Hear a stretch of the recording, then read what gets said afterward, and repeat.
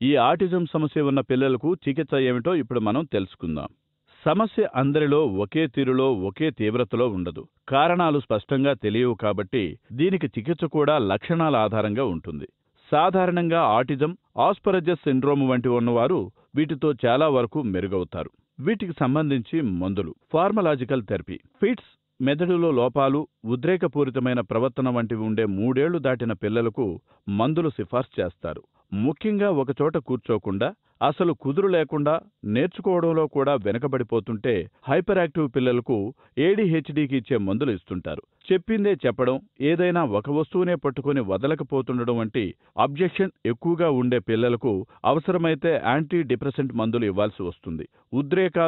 ఉద్వేగాలు ఎక్కువగా ఉండి కొట్టుకోవడం, గిచ్చడం వంటివి చేస్తున్న వారికి యాంటీ సైకోటిక్, ట్రాంక్యులైజర్ మందులు కూడా ఇవ్వాల్సి రావచ్చు.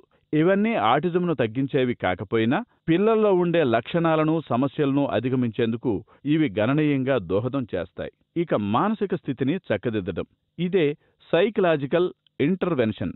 ఆటిజం పిల్లలకు కీలకమైనది మానసిక స్థితిని చక్కదిద్దే శిక్షణే. తల్లిదండ్రులు దీన్ని అర్థం చేసుకోవడం చాలా అవసరం.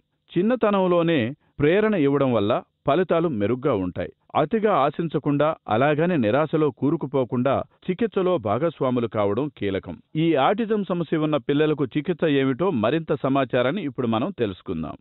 దీనిలో స్పీచ్ థెరపీ, లాంగ్వేజ్ స్టిమ్యులేషన్, ఒక పద్ధతి ప్రకారం ఉదయం నుంచి రాత్రి వరకు పిల్లలతో మాట్లాడుతూ ఉండడం, సంభాషణ సామర్థ్యం పెరిగేలా చూడడం అవసరం. దీనికి స్పీచ్ థెరపీ దోహదం చేస్తుంది. కళ్లల్లో కళ్ళు పెట్టి చూడడాన్ని అలవాటు చేసేందుకు శిక్షణ, అలాగే మలమూత్ర విసర్జన కోసం టాయిలెట్ ట్రైనింగ్ వంటివన్నీ పద్ధతి ప్రకారం నేర్పిస్తారు. క్రమేపీ స్థాయిలను పెంచుకుంటూ వెళతారు. దీంతో మెదడులో లోపం క్రమేపీ సర్దుకుంటుంది. ఇక ప్రవర్తన చక్కదిద్దడం.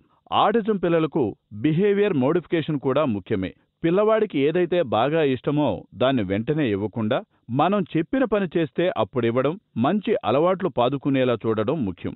వేరే పిల్లలతో గొడవలు పడడం వంటివి చేస్తుంటే సైకోథెరపీ వంటివి చేస్తారు. మరీ చిన్నపిల్లలకు సెన్సనరీ ఇంటిగ్రేషన్ థెరపీ ఇస్తారు. వీళ్లు కంటితో చూసి ఎక్కువ నేర్చుకోరు కాబట్టి ఇతర జ్ఞానేంద్రియాల ద్వారా, స్పర్శ, ధ్వని వంటి వాటి ద్వారా కూడా వారికి కావలసినవి నేర్పిస్తారు.